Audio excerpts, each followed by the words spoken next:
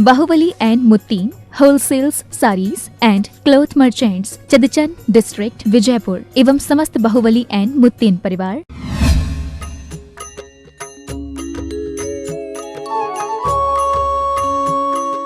ನಾಲ್ಕು ಪ್ರಕಾರ ದಾನ ಹೇಳಿದ್ದಾರೆ ಶಾಸ್ತ್ರದಲ್ಲಿ. ಆಹಾರ ದಾನ, ಔಷಧಿ ದಾನ, ಅಭಯದಾನ ಮತ್ತು ಶಾಸ್ತ್ರದಾನ. ಸಪ್ತ ಕ್ಷೇತ್ರಗಳಲ್ಲಿ ಕೊಡಬೇಕಂತೆ. ಎಷ್ಟು ಕ್ಷೇತ್ರದಾಗ? 7 ಕ್ಷೇತ್ರದಲ್ಲಿ ಈ 4 ಪ್ರಕಾರ ದಾನವನ್ನು ಯೋಗ್ಯ ಪಾತ್ರ ಕೊಡಬೇಕಂತ ನೋಡ್ರಿ. ಯಾವುದಕ್ಕೆ? ಯೋಗ್ಯವಾಗಿರೋಂಥ ಪಾತ್ರಕ್ಕೆ ದಾನ ಕೊಡಬೇಕಂತೆ. ಶ್ರೀಕೃಷ್ಣವರು ನಾರಾಯಣರಾಗಿದ್ದರು. ಅವರು ನಾರಾಯಣರಾಗಿದ್ದಾಗ 3 ಖಂಡಗಳ ಅಧಿಪತಿಯಾಗಿದ್ದರು. ಔಷಧಿ ದಾನವನ್ನು ಕೊಟ್ಟು ತೀರ್ಥಂಕರ ಪ್ರಕೃತಿಯನ್ನು ಕಟ್ಟಿಕೊಂಡ್ರು. ಹೇಗೆ ಅಂತ ಅಂದರೆ, ಭಗವಾನ್ ನೇಮಿನಾಥರ ಸಮೋಶ್ರಣಕ್ಕೆ ಹೋಗ್ತಾ ಇದ್ದರು. ನೇಮಿನಾಥರ ಸಮೋಶ್ರಣಕ್ಕೆ ಹೋಗುವಾಗ ರಸ್ತೆಯಲ್ಲಿ ಹೋಗ್ತಾ ಇದ್ದಾಗ ಒಂದು ವನದಲ್ಲಿ ವೃಕ್ಷದ ಕೆಳಗೆ ಒಬ್ಬರು ಮುನಿಗಳು ವಿರಾಜಮಾನರಾಗಿದ್ದರು. ಅವರು ದರ್ಶನ ಮಾಡಿದರು. ಅವ್ರಿಗೆ ಅನ್ನಿಸ್ತು, ಆದರೆ ಮುನಿಗಳಿಗೇನು, ಅವರು ರತ್ನತ್ರಯದಿಂದ ಇದ್ದಾರೆ. ಆದರೂ ರತ್ನತ್ರಯನೂ ಕೂಡ ಈ ಶರೀರದ ಆಶ್ರಯವಾಗಿ ಇರ್ತದೆ. ಯಾವ್ದ್ರ ಆಶ್ರಯ? ಶರೀರ ಬಿಟ್ಟಿರಲ್ಲ. ಅದಕ್ಕಾಗಿ ಶರೀರ ಮಾಧ್ಯಮ ಕಲು ಧರ್ಮ ಸಾಧನಂ. ನೋಡಿದ ತಕ್ಷಣ ಏನು ಇವರ ಅಂದರೆ ಈ ಶರೀರನೂ ಕೂಡ ನರಮನೆ. ಯಾವ ಮನೆ? ನಮ್ಮನೆ ಅಲ್ಲ. ಈ ನರಮನೆ ಐತೆ, ಇದು ನಿಮ್ಮ ಮನೇನೂ ಅಲ್ಲ. ಮನೆದು ಬಿಡ್ರಿ, ಈ ಶರೀರನೂ ನಿಮ್ಮದಲ್ಲ. ಇಲ್ಲಿರುವುದು ಸುಮ್ಮನೆ ಇದು ನಮ್ಮನೆ. ಆವಾಗ ಆದರೆ ಇದರಿಂದ ನಮಗೂ ಕೆಲಸ ತಗೊಳ್ಬೇಕಾಗೈತೆ ನೋಡಿ. ಈ ಶರೀರನೂ ಹೇಳಿದೆ ನಮಗೆ, ನೀವು ಆತ್ಮಕಲ್ಯಾಣ ಮಾಡಿಕೊಳ್ಳಿ ಮಹಾರಾಜರೇ. ಏನ? ನಾವು ನಿಮಗೆ ಹೊರಗಿಂದ ಸಮರ್ಥನೆಯನ್ನು ಕೊಡ್ತೀವಿ. ಈಗೇನಂತಾರಲ್ರಿ ಪಾರ್ಲಿಮೆಂಟಾಗ, ವಿಧಾನಸಭೆಯಲ್ಲೆಲ್ಲ ನಾವು ಹೊರಗಿಂದ ಸಮರ್ಥನೆ ಕೊಡ್ತೀವಿ, ಒಳಗೆ ಬರಲ್ಲ. ನಾವು ಯಾರು ಮಂತ್ರಿ, ಯಾರು ಯಾವುದಕ್ಕೂ ಇದ್ರಾಗ ಇಂಟರ್ಫಿಯರ್ ಆಗಲ್ಲ. ಆದರೆ ನಾವು ಎಷ್ಟು ದಿನ ಕೊಡ್ತೀವೋ ಗೊತ್ತಿಲ್ಲ. ನಾವು ಯಾವಾಗ ಬೇಕಾದರೂ ವಾಪಸ್ ತಕ್ಕೊಳ್ಬೋದು. ಇದು ಅಷ್ಟೇ. ನಮ್ಗೆ ಈಗ ಎಲ್ಲಿ ತಕ್ಕ ನಮ್ಗೆ ಇದು ಕೊಡ್ತಾ ಇತ್ತ ಅಲ್ಲಿ ತಕ್ಕ ನಾವು ಸಾಧನೆ ಮಾಡ್ತೀವಿ. ಆ ನಂತರ ಏನು ಮಾಡ್ತೀವಿ, ಅದು ವಾಪಸ್ ತಕ್ಕೊಂತಂದ್ರೆ ನಮ್ಮ ಸರ್ಕಾರ ಬಿದ್ದು ಹೋಗ್ತದೆ. ನಮ್ಮದು ಆತ್ಮದ ಮತ್ತಷ್ಟು ಮೇಲೆ ಸಲ್ಲೇಖನ ಸಮಾಧಿ ಮರಣ ಮಾಡ್ಕೊಂಡು ಸಾಗ್ತೀವಿ. ಆದರೆ ಇದಕ್ಕೆ ಬೇಕು. ಆಗ ಶರೀರ ನೋಡಿದಾಗ, ಮುನಿಗಳ ದರ್ಶನ ಮಾಡಿದಾಗ ಅವರಿಗೇನೋ ಈ ಶರೀರದಲ್ಲಿ ವ್ಯಾಧಿ ಇದೆ ಅಂತ, ಒಂದು ರೋಗ ಆಗಿದೆ ಅಂತ ತಿಳ್ಕೊಂಡು ಸಮೋಶ್ರಣದಲ್ಲಿ ಹೋಗಿಲ್ಲ, ಸೀದಾ ತಮ್ಮ ಮನೆಗೆ ಬಂದಿದ್ದಾರೆ. ಯಾರು? ಶ್ರೀಕೃಷ್ಣವರು ಮನೆಗೆ ಬಂದು ತಮ್ಮ ರಾಜ್ಯ ವೈದ್ಯರನ್ನು, ಹಕೀಮರನ್ನು ಕರ್ಕೊಂಡು ಹೋಗಿದ್ದಾರೆ. ರಾಜವೈದ್ಯರನ್ನು ಕರ್ಕೊಂಡೋಗಿ, ಹಿಂದೆಲ್ಲ ಬಹಳ ಬುದ್ಧಿವಂತರು ಇರ್ತಿದ್ರಂತೆ ವೈದ್ಯರು. ಎಷ್ಟು ಬುದ್ಧಿವಂತರು ಇರ್ತಿದ್ರಂತಂದ್ರೆ, ಈಗ ಇದಕ್ಕಿಂಥದೇ ರೋಗ, ಇದಕ್ಕಿಂಥದೇ ರೋಗ ಅಂತ ಗೊತ್ತು ಹಿಡಿತಿದ್ರು ನೋಡಿದ್ರ ಮಾತ್ರದಿಂದ. ಅವ್ರು ಏನು ಮಾಡ್ದಾನ, ಒಬ್ಬ ತಿಳಿಗೇಡಿ ಯುವಕ ಒಬ್ಬರು ವೈದ್ಯರ ಕಡೆ ಒಂದು ಸರಿ ಹಿಂದೆಲ್ಲ ಮಲ ಮೂತ್ರಗಳನ್ನು ನೋಡಿ ಅದರಿಂದನೂ ನೋಡಿಕೊಂಡೇ ಹೇಳ್ತಿದ್ರಂತೆ. ಈಗಲೂ ಮಾಡ್ತಾರಲ್ಲ ಲ್ಯಾಬಾಗೆಲ್ಲ ಬ್ಲಡ್ ಟೆಸ್ಟು ಅವಂತೆ ಇವಂತೆ 101 ಮಾಡ್ತಾನೆ ಇದ್ದಾರೆ. ಅವನೇನು ಮಾಡ್ದಾನ, ಒಬ್ಬ ತಿಳಿಗೇಡಿ ಯುವಕ ಒಬ್ಬರು ವೈದ್ಯರ ಕಡೆ ಮೂತ್ರ ತೊಗೊಂಡೋಗಿದಾನ. ಹೇಳ್ತಾನೆ, ನಮ್ಮ ತಂದೆಗೆ ಆರೋಗ್ಯ ಸರಿ ಇಲ್ಲ, ಏನು ಔಷಧಿ ಕೊಡಿ. ಅವ್ರು ನೋಡಿದರೆ ಏನು ಹೇಳಿದ್ರಂತ, ಇದಕ್ಕೊಂದು 2 ಹೊರೆ ಹಸಿ ಹುಲ್ಲು ತಿನ್ನಕ್ಕೆ ಕೊಡ್ರಿ, ಮತ್ತು ನೀರಿನಲ್ಲಿ ಒಂದು 4 ಗಂಟೆ ಮಲ್ಕೊಳಕ್ಕೆ ಅದು ಕೋಣದ ಎಮ್ಮೆದ ಏನೋ ಮೂತ್ರ ತೊಗೊಂಡು ಹೋಗಿದ್ದಾನೆ. ಅಷ್ಟು ಹುಷಾರಿ ಇರ್ತಿದ್ರು ಅವರು. ಅದಕ್ಕೆ ಅಷ್ಟು ಬುದ್ಧಿವಂತ ವೈದ್ಯರನ್ನ ಕರ್ಕೊಂಡು ಹೋದ. ನೋಡಿದರು, ನೋಡಿದ ತಕ್ಷಣ ಇಂಥದ್ದು ಅವರು ಸೀದಾ ಹೋಗ ನಡ್ರಿ ಅಂದರು. ವಾಪಸ್ ಬಂದರು ದರ್ಶನ ಮಾಡಿಕೊಂಡು. ಮತ್ತು ಹೇಳಿದ್ರು ಇಂಥದ್ದು ರೋಗ ಆಗಿದೆ, ಇದಕ್ಕಿಂತ ಔಷಧಿ ಇಂಥ ಪಥ್ಯ ಇದರಲ್ಲಿ ಯಾರಿಗೆ ಹೇಳೋದಲ್ಲ, ಊರು ತುಂಬ ಹೇಳ್ಕೊಂತ ಡಬ್ಬಿ ಬಾರಿಸೋದಲ್ಲ ಔಷಧ ಅಂತ. ಚಾಪು ಅವ್ರು ಏನು ಮಾಡ್ತಿದ್ರಂತೆ, ಶ್ರೀಕೃಷ್ಣ ಆಹಾರದಲ್ಲಿ ಔಷಧಿ ಕೆಲವು ಸೇರಿಸ್ಕೊಂಡು ಅವ್ರು ತಗೊಳ್ದಿದ್ರು, ಮಹಾರಾಜರು ಇದು ಸ್ವಲ್ಪ ತಗೊಳ್ರಿ ಇದು ಅನಿವಾರ್ಯ, ನಿಮಗಲ್ಲ ಈ ಶರೀರಕ್ಕೆ ಅನಿವಾರ್ಯ ತಗೊಳ್ರಿ. ದಿನಾಲೂ ದ್ವಾರ ಪ್ರತೀಕ್ಷೆ ಮಾಡ್ತಿದ್ರಂತೆ ಔಷಧ. ಆದರೆ ನಮ್ಮ ಮನೆಗೆ ಬರೆದಿದ್ರೆ ಯಾರ ಮನೆಗೆ ಹೋಗ್ತಿದ್ರೋ ಅಲ್ಲಿ ಹೋಗಿ ಮುನಿಗಳಿಗೆ ಔಷಧಿ ಕೊಟ್ಟು ಬರ್ತಿದ್ರು, ಆಹಾರದಾಗೆ ಸೇರಿಸಿ. ಹಾಗೆ ಕೊಟ್ಟು ಬರ್ತಾ ಕೆಲವೇ ದಿನಗಳ ಕಳೆದ ನಂತರ ಆ ರೋಗ ನಿವಾರಣೆ ಆಯಿತು. ಔಷಧಿ ಏನು ಮಾಡ್ತದೆ ಅಂತ ಅಂದರೆ, ಔಷಧಿ ಮತ್ತು ಪಥ್ಯ ಪಾಲನೆ ಮಾಡೋದ್ರಿಂದ ನಮ್ಮ ಆಯುವನ್ನು ಹೆಚ್ಚು ಮಾಡೋಕ್ಕಾಗಲ್ಲ. ಆಯುಷ್ ಎಷ್ಟು ಇದೆಯಾ ಅಷ್ಟಂತೂ ಇರ್ಬೋದು, ಇಲ್ಲದೇ ಇದ್ದರೆ ಅಕಾಲ ಮರಣ ಆಗ್ತದಂತ. ಏನಾಗ್ತದೆ? ಅಕಾಲ ಮರಣ ಆಗೋದನ್ನು ತಡೆ ಹಿಡಿಬೋದು. ಅದಕ್ಕಾಗಿ ಈಗ ಆಚಾರ್ಯ ಭಗವಂತರು ಜಬಲ್ಪುರದಲ್ಲಿ ಅದು ಶುರು ಮಾಡಿದಾರಲ್ಲ, ಅದಕ್ಕೆ ಹೆಸರಿಟ್ಟಿದ್ದಾರೆ ಪೂರ್ಣ ಆಯು. ಯಾರೋ ಚಿರಾಯು ಅಂತ. ಚಿರಾಯು ಅಂತೂ ಯಾರೂ ಆಗಕ್ಕೆ ಸಾಧ್ಯ ಇಲ್ಲರಿ. ಎಷ್ಟು ಆಯು ಐತೆ ಅಷ್ಟೇ ಇರ್ತದೆ. ಪೂರ್ಣ ಅಂದರೆ ಎಷ್ಟು ನಾವು ಆಯು ಕಟ್ಕೊಂಡು ಬಂದೀವೋ ಅದನ್ನಷ್ಟನ್ನಾದರೂ ಈ ರೋಗ ಆದಿಗಳಿಂದ ಔಷಧಿಯಿಂದ ನಾವು ಬದುಕಿಸ್ಕೊಳ್ಬೋದು, ಉಳ್ಕೊಳ್ಬೋದು. ಈ ಔಷಧಿ ತಗೊಳ್ಳೋದ್ರಿಂದ ಇದು ಬದುಕ್ತದೆ. ಹಾಗಾಗಿ ಈ ಶರೀರ ಉಳ್ಕೊಳ್ತದೆ ಅಲ್ಲಿ ತಕ್ಕ, ಆಯು ಇರೋ ತಕ್ಕ. ಅವ್ರು ಆಯಿತು, ಎಲ್ಲ ಆಯ್ತು, ಮುನಿಗಳ ಆರೋಗ್ಯ ಸರಿ ಆಯಿತು. ಮತ್ತು ಇನ್ನೊಂದು ದಿನ ವೈದ್ಯರು ಸ್ವಲ್ಪ ದಿನ ನಂತರ ಶ್ರೀಕೃಷ್ಣನ ಕಡೆ ಬಂದು ಏನಂದ್ರಂತೆ, ತಮ್ಮ ಸಾಧುಗಳದ್ದು ಆರೋಗ್ಯ ಸರಿಯಾಗಿದೆನೋ ಈಗ? ಹಾಂ ಆಗಿದೆ ಅಂತ ಅಂದ್ರಂತೆ. ಹಾಗಾದ್ರೆ ನನಗೊಂದು ಚೆನ್ನಾಗಿ ಆಶೀರ್ವಾದ ಕೊಡಿಸ್ರಿ ಅಂತ ಅಂದ್ರಂತೆ. ಏನ? ನನಗೊಂದು ಚೆನ್ನಾಗಿ ಮಹಾರಾಜರಿಂದ ಒಂದು ದೊಡ್ಡ ಬಿರುದಾವಳಿ, ಇಂಥ ನೀವು ಒಯ್ದರು, ಹಾಗೆ ಮಾಡಿದ್ರಿ, ಹೀಗೆ ಮಾಡಿದ್ರಿ, ನೀವು ಇಂಥವ್ರು ಅಂಥವ್ರು ಎಲ್ಲ ಬಿರುದಾವಳಿ ಬರೆದು ನನಗೊಂದು ಆಶೀರ್ವಾದ ಕೊಡಿಸ್ರಿ ಅಂತ ಅಂದರು. ಅಪ್ಪ ಶ್ರೀಕೃಷ್ಣ ಇನ್ನೇನು ಮಾಡ್ಬೇಕ್ರಿ, ಇವ್ರದ್ದು ಮಹತ್ವಾಕಾಂಕ್ಷೆ ಐತೆ ಅಂದರೆ, ಹಾಗಾದ್ರೆ ನಡೀರಿ ಹೋಗೋಣ, ದರ್ಶನ ಮಾಡ್ಕೊಂಡು ಬರೋಣ ಅಂತ ಅಂದ. ನಾರಾಯಣ ಅವ್ರ ದರ್ಶನಕ್ಕೆ ಬರ್ತಾನೆ. ಅವ್ರ ವೈಭವವನ್ನು ನೋಡಿ ನಿಧಾನ ಕಟ್ಕೊಳ್ತಾರೆ. ನಾನು ಮುಂದೆ ಇದಾಗಬೇಕು, ನನ್ನ ತಪಸ್ಯದ ಫಲದಿಂದ ಈ ವೈಭವ ನನಗೂ ಬೇಕು ಅಂತ. ಆದರೆ ಅದು ಒಳ್ಳೆಯದಲ್ಲ ಅಂತ. ಅದರ ಕಾರಣದಿಂದ ಅವರು ಈ ರಾಜ್ಯ ಭೋಗವನ್ನು ತ್ಯಾಗ ಮಾಡಲ್ಲ. ಅದರ ಅನುಸಾರ ಎಲ್ಲಿ ಅವರಿಗೆ ಗತಿ ಆಗ್ತದೆ ಅದೇ ಆಗೋದು, ಇನ್ನು ಬೇರೆ ಗತಿ ಆಗೋಕ್ಕೆ ಸಾಧ್ಯ ಇಲ್ಲ. ಆದರೆ ಇವರೆಲ್ಲ ಸಲಾಕ ಪುರುಷರು, ಮಹಾಪುರುಷರು. ಹಾಗೆ ಶ್ರೀಕೃಷ್ಣ ಇವರೆಲ್ಲ ಯಾರೋ ಒಂದು ಸರಿ ಹೀಗೆ ಹೇಳಿದ್ರಂತೆ. ಈ ಕೆಲವೊಂದು ಮಾತನ್ನು ಏಕೆ ಅಂತಂದರೆ ಕೆಲವೊಂದು ದರ್ಶನ ಸಿದ್ಧಾಂತದಲ್ಲಿ ಬರೆದಿದ್ದಾರೆ, ಅದನ್ನು ನಾವು ಏನೂ ಮಾಡೋಕ್ಕೆ ಬರಲ್ಲ. ಅವ್ರವ್ರ ಶಾಸ್ತ್ರದಲ್ಲೂ ಒಂದೊಂದು ಬರೆದಿದ್ದಾರೆ.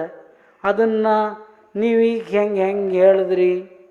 ಹೌದಪ್ಪ, ಈ ಶಾಸ್ತ್ರದಲ್ಲಿ ಜೈನ ಧರ್ಮದಲ್ಲಿ ಇದು ಬರೆದಿದ್ದಾರೆ, ನಿಮ್ಮ ಧರ್ಮದಲ್ಲಿ ಮತ್ತೊಂದು ಬರೆದಿದ್ದಾರೆ. ಅದನ್ನು ನಾವು ಏನೂ ಮಾಡೋಕ್ಕೆ ಬರಲ್ಲ. ಅದೇನೇನು ಧರ್ಮದ ಗ್ರಂಥದಲ್ಲಿ ಹೇಳಿದ್ದಾರೆ ಅದರ ಅನುಸಾರ ಅವ್ರು ಹೇಳ್ತಾ ಇದ್ದಾರೆ. ಆದರೂ ಕೆಲವರಿಗೆ ಇದು ಇಷ್ಟ ಆಗಲ್ಲ.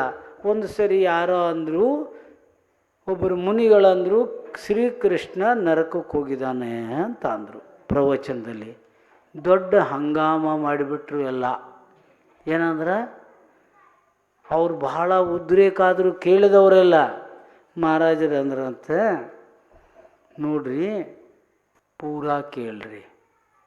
ಏನ ಇಲ್ಲೇನು ಇತ್ತೀಚೆಗೆ ನಡೆದವ, ಇಲ್ಲಿ ಶ್ವೇತಮ್ಮರು ಯಾರೋ ಹಿಂಗೆ ಹೇಳಿದ್ರಂತ ಅಷ್ಟಕ್ಕೆ ಕೇಳಿಕೊಂಡು ಬೊಂಬೈದಾಗೆಲ್ಲ ಇದು ಮಾಡ್ರಿ. ಕಡೆಗೆ ಎಲ್ಲ ಪಾಪಿಗಳ್ರಿ. ಸ್ವಲ್ಪ ಇದು ಸಿಕ್ಕಿದ ಮೇಲೆ ಸುಮ್ಮನೆ ಆದರೂ ಆಮೇಲೆ ಅಂದರು ಅವ್ರದ್ದು ಕೃಷ್ಣ ಬೇರೆ, ನಮ್ಮ ಕೃಷ್ಣ ಬೇರೆ. ಮೊದಲು ಯಾಕೆ ಹೇಳ ಎಲ್ಲ ಇದೆ. ಆವಾಗ ಮುನಿಗಳಂದರು, ಕೃಷ್ಣ ನರಕಕ್ಕೆ ಹೋದದ್ದು ಸತ್ಯ, ಪೂರ ಕೇಳ್ರಿ. ಶ್ರೀಕೃಷ್ಣಗೆ ನೀವು 3 ಖಂಡದ ಅಧಿಪತಿ ಅಂತ ಹೇಳ್ತೀರಿ. ಏನಂತೀರಿ? ಹೌದಾ ಇಲ್ಲ? ಮೊದಲೇ ಸ್ವರ್ಗದಾಗಿದ್ದರು. ಎಲ್ಲಿದ್ದರು? ಆವಾಗ ಏನಾತಂತೆ, ಇಲ್ಲಿ ಮಧ್ಯ ಲೋಕದಾಗ ಇಲ್ಲೆಲ್ಲ ಪಾಪಿಗಳ ಸಂಖ್ಯೆ ಹೆಚ್ಚಾಗಿ ಹೋಯ್ತು. ಏನಾದರೂ ದುಷ್ಟರ ಸಾಮ್ರಾಜ್ಯ ಭಾಳ ಆಯ್ತು, ಶಿಷ್ಯರ ಮೇಲೆ ಅನ್ಯಾಯ ಅತ್ಯಾಚಾರ ಮಾಡಕತ್ತರು. ಇಲ್ಲಿ ಬಂದ್ರ. ಇಲ್ಲಿ ಬಂದದಕ್ಕೂ ಗೊತ್ತಾಯ್ತು, ನರಕದಾಗಿದ್ದರಿಗೆ ಇವರು ಇಲ್ಲೇ ಇದ್ದಾರಂತ. ನರಕದಾಗ ಅನ್ಯಾಯ ಅತ್ಯಾಚಾರ, ಸಜ್ಜನರ ಮೇಲೆ ಅನ್ಯಾಯ ಅತ್ಯಾಚಾರ ಮಾಡಕೋತರು. ದುರ್ಜನರದ್ದೇ ಸಾಮ್ರಾಜ್ಯ ಆಯ್ತು. ಆ ದುರ್ಜನರ ಸಂಹಾರ ಮಾಡೋಕ್ಕಾಗಿ, ಸಜ್ಜನರ ರಕ್ಷಣೆ ಮಾಡೋಕ್ಕಾಗಿ ಶ್ರೀಕೃಷ್ಣ ನರಕಕ್ಕೆ ಹೋಗಿದ್ದಾರೆ. ಹಂಗಂದಕ್ಕೂ ಎಲ್ಲರೂ ದಂಡವತ್ತು ನಮಸ್ಕಾರ ಮಾಡಿ, ಹಾಗೇನು ಮಹಾರಾಜರೇ ಹೌದಾ ಈಗ ಮಾಡ್ರಿ ಹೋಗ್ರಲ್ಲ. ಏನು ಮಾಡ್ಬೇಕು? ತಿಳಿಗೇಡಿಗಳಿಗೆ ಏನು ಹೇಳ್ಬೇಕ್ರಿ? ಈಗ ತಿಳುವಳಿಕೆ ಬಂದವ್ರಿಗೆ ಸರಿ, ತಿಳ್ಕೊಂಡದೇ ಇದ್ರೆ ಯಾವುದೇ ಒಂದು ತತ್ವವನ್ನು ನಾವು ಅಧ್ಯಯನ ಮಾಡ್ತೀವಿ ಅಂತಂದ್ರೆ ಯಥಾರ್ಥ ನೋಡೋಣಲ್ಲ. ಹಾಗೆ ಜೈನ ಧರ್ಮ ಏನು ಹೇಳ್ತದಂದ್ರೆ ಅನೇಕಾಂತ ಶಾದ್ವಾದ. ಇನ್ನೊಬ್ಬರದ್ದು ವಿಚಾರವನ್ನು ಕೇಳ್ತಾರೆ. ಹೌದು ನೀವು ಹೇಳೋದು ಸರಿ. ಒಬ್ಬೇನು ಹೇಳ್ತಾರಂತಂದರೆ, ನನಗೆ ಚಂದ್ರಮ ಹಳದಿಯಾಗಿ ಕಾಣ್ತದೆ ಅಂತ ಹೇಳ್ತಾರೆ. ಅದಕ್ಕೆ ಜೈನಾಚಾರ್ಯರು ಭಗವಂತರು ಏನು ಹೇಳ್ತಾರೆ ಗೊತ್ತಾ? ನೀವು ಹೇಳೋದು ಸರಿ. ಏನು? ಹೌದನ? ಹೌದು ಸರಿ ಅಂತ ಹೇಳ್ತಾರೆ. ಯಾಕೆ ಅಂದರೆ ನಿಮಗೆ ಕಾಮ್ಲಿ ರೋಗ ಆಗಿದೆ, ಜಾಂಡೀಸ್ ಆಗಿದೆ ಅಂದರೆ ನಿಮಗೆಲ್ಲ ಹಳದಿ. ಇಲ್ಲ ಅಂದರೆ ನೀವು ಇಲ್ಲ ಸುಳ್ಳು ಹೇಳ್ತೀವಿ ಅಂದರೆ ನಿಮ್ಮ ದರ್ಶನಲ್ಲಿ ಜಾಂಡೀಸ್ ಕಾಮ್ಲಿ ರೋಗನೇ ಇರೋದಿಲ್ಲ. ಕಾವಿಳಿ ಏನಂತಾರೆ? ಮರಾಠಿಲಿ ಕಾವಿಳಿ ಅಂತಾರೆ, ಹಿಂದಿಲಿ ಪೀಲಿಯಾ ಅಂತಾರೆ, ಕನ್ನಡದಲ್ಲಿ ಕಾಮ್ಲಿ ರೋಗ ಅಂತ ಹೇಳ್ತಾರೆ. ಇದು ಅದಾಗಿದೆ, ನಿಮ್ಗೆ ಹಿಂಗೆ ಕಾಣ್ತದೆ. ಇದ್ರಾಗೇನು? ಆದದ್ದು ದೋಷ ಕಾಮ್ಲಿ ರೋಗದ್ದು, ನಿಮ್ಮದಲ್ಲ. ಹೀಗೆ ಈಗ ಶ್ರೀಕೃಷ್ಣರು ತೀರ್ಥಂಕರ ಪ್ರಕೃತಿಗಳನ್ನು ಕಟ್ಟಿಕೊಂಡ್ರು. ಸಮಯ ಕಳೀತು. ಈ ಕಡೆ ಅವರ ಆಶೀರ್ವಾದ ತಗೊಂಡು ಬಂದ ತಕ್ಷಣ ತುಂಬ ಆ ರಾಜ್ಯ ವೈದ್ಯರಿಗೆ ತುಂಬ ಸಂಕ್ಲೇಶ ಮಾಡಿಕೊಂಡ್ರು.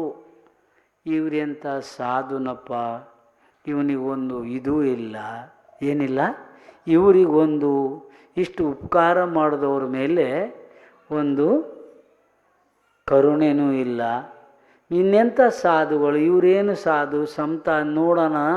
ನೋಡಿ ನಾನು ಇಷ್ಟು ದೊಡ್ಡ ರೋಗವನ್ನು ಹುಷಾರು ಮಾಡಿದ್ದಕ್ಕೆ ನೀವು ಬಹಳ ಒಳ್ಳೆಯವರು, ನೀವು ಇಂಥ ಕೆಲಸ ಮಾಡಿದಿರಿ, ನನ್ನ ರೋಗ ಹುಷಾರು ಮಾಡಿದಿರಿ, ನಿಮಗೆ ಹಾಗಾಗಲಿ ಹೀಗಾಗಲಿ, ಏನೋ ಒಂದು ಆಶೀರ್ವಾದನೂ ಏನೋ ಒಂದು 4 ಶಬ್ದ ಹೇಳಿನೂ ನನಗೇನೂ ಇದನ್ನು ಸಮಾಧಾನ ಮಾಡಿಲ್ಲ ಅಂತೇಳಿ ಸಂಕ್ಲೇಶ ಪರಿಣಾಮದಿಂದ ಅವರ ಆಯುಷ್ಯನು ಮುಗಿತು, ಮರಣ ಹೊಂದಿದರು. ಮರಣ ಹೊಂದಿ ಅದೇ ಕಾಡಿನಲ್ಲಿ ಒಂದು ಕಪಿಯಾಗಿ ಹುಟ್ಕೊಂಡ್ರು. ಕಪಿ ಅಂದ್ರೆ ಗೊತ್ತನ? ನೀವು ಮಂಗ್ಯ ಅಂತೀರನ?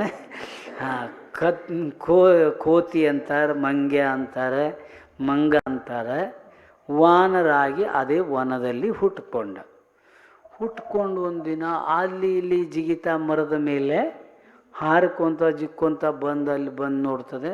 ಯೋಗದಿಂದ ಆ ಮರದ ಕೆಳಗೆ ಮುನಿಗಳಲ್ಲೇ ಕುಂತಿದ್ರು. ಅದನ್ನು ನೋಡಿ ಪೂರ್ವ ಜನ್ಮದ ನೆನಪಿಗೆ ಬಂತು. ಯಾರಿಗೆ? ಆ ಮಂಗನಿಗೆ ನೆನಪಿಗೆ ಬಂದಾಗ ಆ ಮಂಗ ಏನು ಮಾಡ್ತದೆ ಅಂತಂದ್ರೆ, ನೋಡೋಣ ಈ ಮುನಿಗಳಲ್ಲಿ ಸಮತ ಎಷ್ಟಿದೆ, ಎಷ್ಟು ಸಾಮರ್ಥ್ಯ ಇದೆ ಅಂಥೇಳಿ ತನ್ನ ಕೈಯಿಂದನೇ ಅಲ್ಲಿ ಒಂದು ಒಣಗಿದ ಸಣ್ಣ ಒಂದು ಸಾಕಿಯನ್ನು ಮುರಿದು ಸೀದಾ ಕೆಳಗೆ ಬಿಡ್ತು ಅವ್ರ ಕಾಲ ಮೇಲೆ. ಅದು ಹೋಗಿ ಅವರ ತೊಡೆಯಲ್ಲಿ ಒಳಗೆ ಪ್ರವೇಶ ಆಯಿತು. ರಕ್ತ ಚಿರುಚಿರಂತ ಹಾರ್ತಾ ಇದೆ. ಆ ಮಂಗ ಕೆಳಗಿಳಿದು ಕಪಿ ಬಂದು ವಾನರ ಬಂದು ನೋಡ್ತದೆ, ಇದೇನು ಸಮತಾಯ. ಅವರು ಧ್ಯಾನದಲ್ಲೇ ಕುಂತಿದ್ದಾರೆ, ಲೀನರಾಗಿದ್ದಾರೆ. ಆಗ ಮತ್ತೆ ಅದರಲ್ಲಿ ಪರಿವರ್ತನೆಗಳಾದವು. ಇವರೇ ನಿಜವಾದ ಸಾಧುಗಳು. ನಾನಾಗ ಔಷಧಿ ಕೊಟ್ಟರೂ ಕೂಡ ಸಮತಾಭಾವ, ಇವತ್ತು ಉಪಸ್ವರ್ಗ ಮಾಡಿದರೂ ಕೂಡ ಸಮತಾಭಾವವನ್ನು ಇಟ್ಕೊಂಡಿದ್ದಾರೆ. ನಿಜವಾದ ಸಾಧುಗಳು ಇವರೇ ನನ್ನ ಗುರುಗಳು.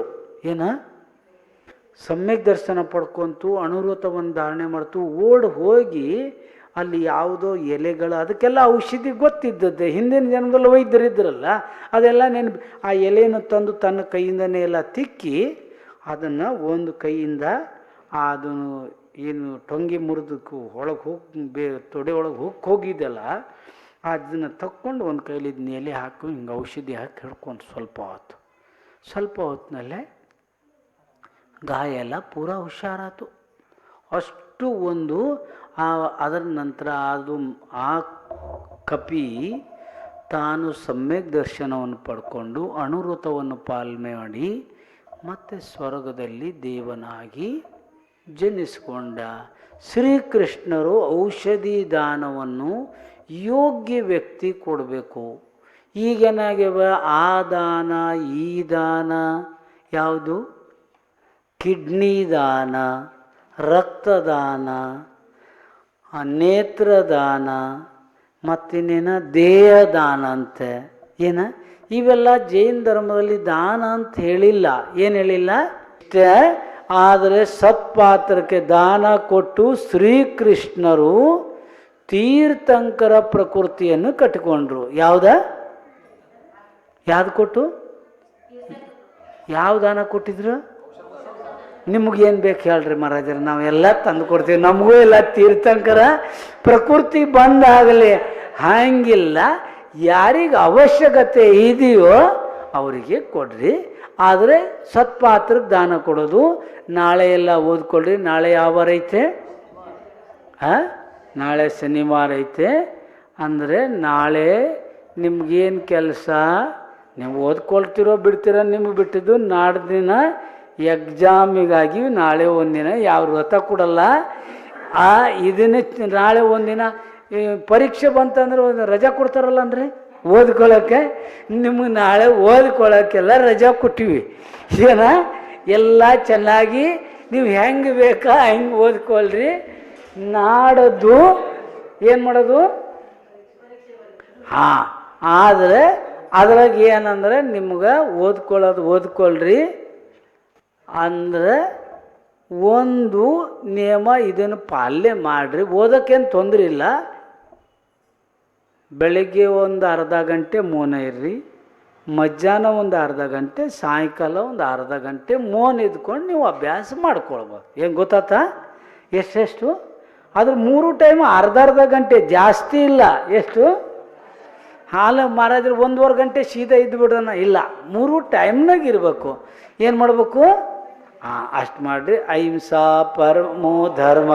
परम पूज संत शिरोमणि आचार्य गुरुवर विद्यासागर जी महाराज की जय।